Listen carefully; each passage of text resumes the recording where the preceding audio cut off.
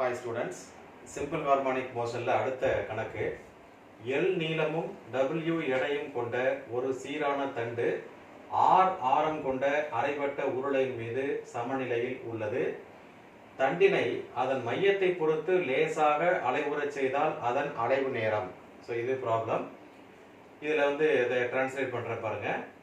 A uniform rod of length L and weight W is in equilibrium on the semicircular surface of a cylinder which is at equilibrium. If it is disturbed or if it is oscillating about its center, what is the time period? That is the question. First நம்ம இதுக்கு ஈக்குவலண்டான ஒரு diagram போடலாம். ஒரு semi circular surface, இதோட radius r, இதோட semi circular சர்ஃபேஸ்ல தான் நம்ம இந்த ராடை வச்சிருக்கோம். ராடோட லெங்த் இஸ் given, அது L. இப்போ இது மிட் பாயிண்ட். ஸோ இதை நம்ம ஏன்னு வச்சுக்கலாம். length of the rod, total length of the rod L. Okay, so இது L.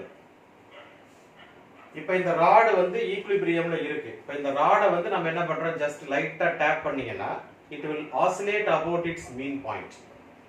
அந்த மாதிரி ஆசிலேட் ஆகும்போது அதோட டைம் பீரியட் என்ன, ஸ்மால் ஆசிலேஷனோட டைம் பீரியட் என்னன்னு பார்க்க போறோம். ஸோ இது இப்படி ஆசிலேட் ஆகும்போது என்ன ஆகும்னா இந்த ராடோட பொசிஷன் இந்த மாதிரி வரும். So it will be the new position of the rod. So இந்த மாதிரி வரும்.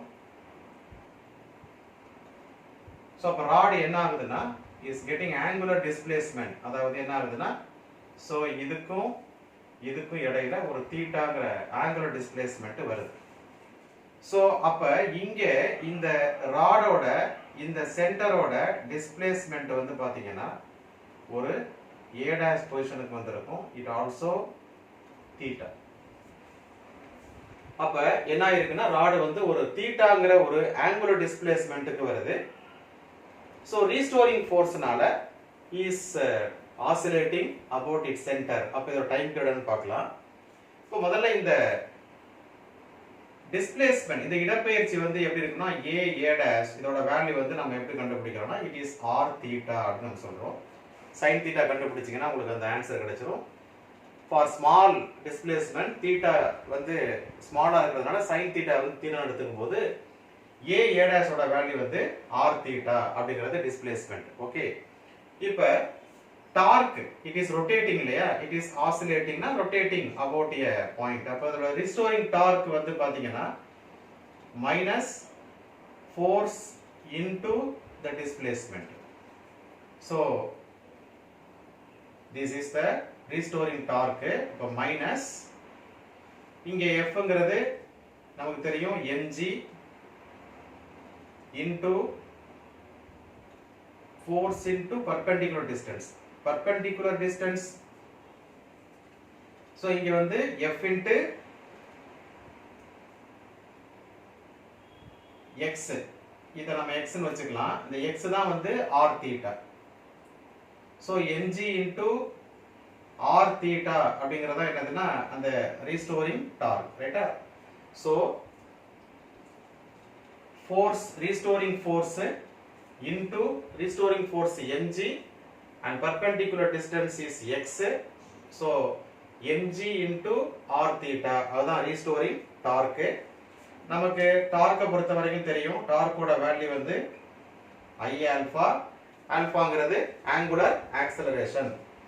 அப்ப I into d square theta divided by dt square. இது torque. this is also okay. So இப்போ நம்ம என்ன பண்ணலாம் அப்படினா I into d square theta by dt square is equal to minus mg r theta. Okay. So this is our torque. இப்போ இந்த ஐங்கிறது என்ன அப்படின்னு பாத்தீங்கன்னா இது மொமெண்ட் ஆஃப் இனர்ஷியா, நிலைம திருப்பு திறன். ராடு வந்து ரொட்டேட்ஸ் அபவுட் எ மிட் பாயிண்ட்ங்கிறதுனால இங்க வந்து அது என்னவா இருக்கும்னா ml ஸ்கொயர் டிவைடட் பை 12 ஆ இருக்கும். ஓகே, ஸோ அப்போ நம்ம என்ன எழுதலாம் அப்படின்னா ml square divided by 12 into d square theta by dt square is equal to minus mg r theta. So therefore d square theta by dt square உடைய value will be mm cancel பண்ணிடலாம், 12 மேல போயிடும், minus 12 g r theta divided by L square. Angular acceleration is directly proportional to angular displacement.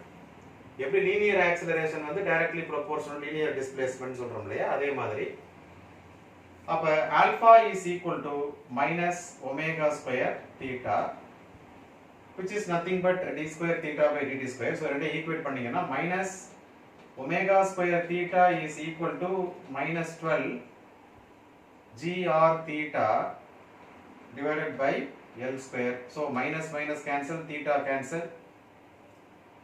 So omega ஓட value அப்ப என்ன வருதுன்னா root of 12gr divided by L square.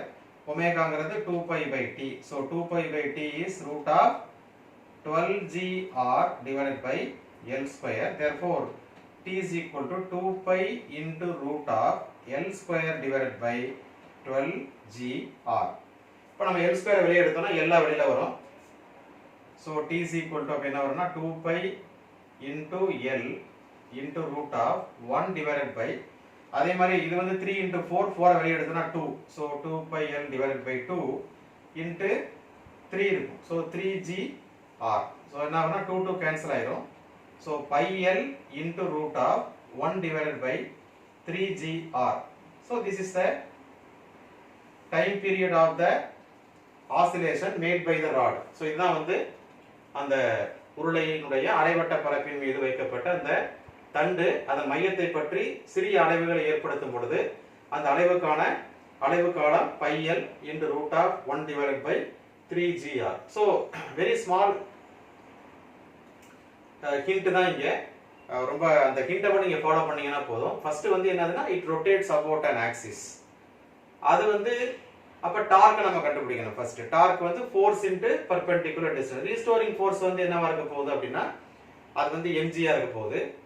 mg நால தான் திருப்பி அது ரிட்டர்ன் போக போகுது. mg is the restoring force into perpendicular distance. So force act பண்றதுக்கும் அந்த perpendicular distance பார்த்தோம் அப்படின்னா that is the actual அந்த a dash தான் perpendicular distance, that is x, அதோட வேல்யூ தான் r theta.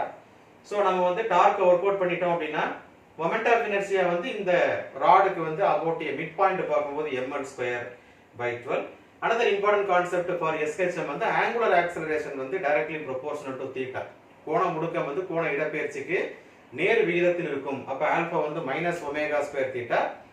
So எல்லாமே வந்து ரீஸ்டோரிங் தான், மைனஸ் எல்லாமே வருது என்னன்னா ரீஸ்டோரிங் தான். அப்போ ஒமேகாங்கிறது angular frequency. அப்போ ஒமேகா கண்டுபிடிக்கிறோம், அதுல இருந்து 2 pi by t எடுக்கும்போது டைம் பீரியட நம்மளால ஈஸியா கண்டுபிடிக்க முடியும். So this is also one higher level problem. So கண்டிப்பா இந்த லெவல்ல நீங்க ப்ரிப்பேர் பண்ணீங்கன்னா டெஃபினட்டா நீங்க medium level problem, easy level ப்ராப்ளம்ஸை வந்து ஈஸியா சால்வ் பண்ண முடியும். ஸோ அதனால தான் நான் மெயினாக கொஞ்சம் ஹையர் லெவல் ப்ராப்ளமை நம்ம வந்து SHMல ஃபோக்கஸ் பண்றது காரணம் வந்து இந்த மாதிரியான ப்ராப்ளம்ஸை நீங்க ஃபெமிலியர் ஆயிட்டீங்கன்னா இதுக்கு கீழே இருக்கக்கூடிய கொஸ்டின்ஸை வந்து நீங்க ஈஸியா சால்வ் பண்ண முடியும். கீப் வாட்சிங். அடுத்த வீடியோவில் நீங்க அடுத்த ப்ராப்ளம் பார்க்கலாம்.